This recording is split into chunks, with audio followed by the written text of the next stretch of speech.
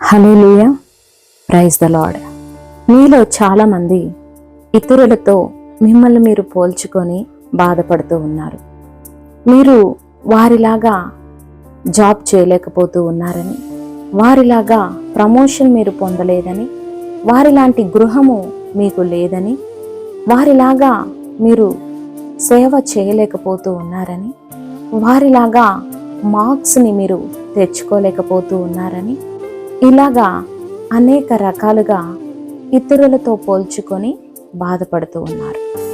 పరిశుద్ధాత్మ దేవుడు మీతో మాట్లాడుతున్నటువంటి మాట ఏమిటంటే, ఇతరులతో మిమ్మల్ని మీరు పోల్చుకోవటం మానేసి యేసయ్యతో మిమ్మల్ని మీరు పోల్చుకోవటం ప్రారంభించండి.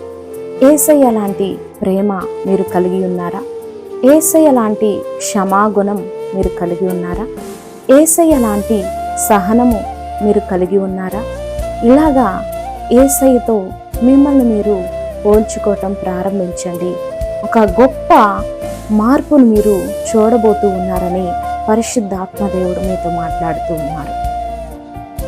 అలాగే ఒక వాగ్దానంను ప్రభు మీకు తెలియపరుస్తూ ఉన్నారు.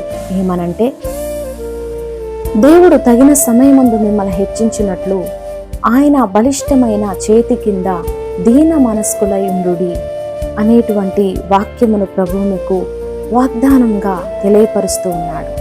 హల్లెలూయా. తగిన సమయమందు దేవుడు మిమ్మల్ని హెచ్చించినట్లుగా దీన మనస్సును ధరించుకొని ఉండండి.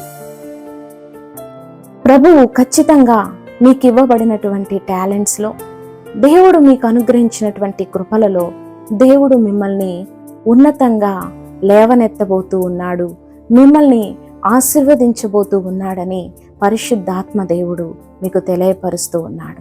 హల్లెలూయా. God bless you.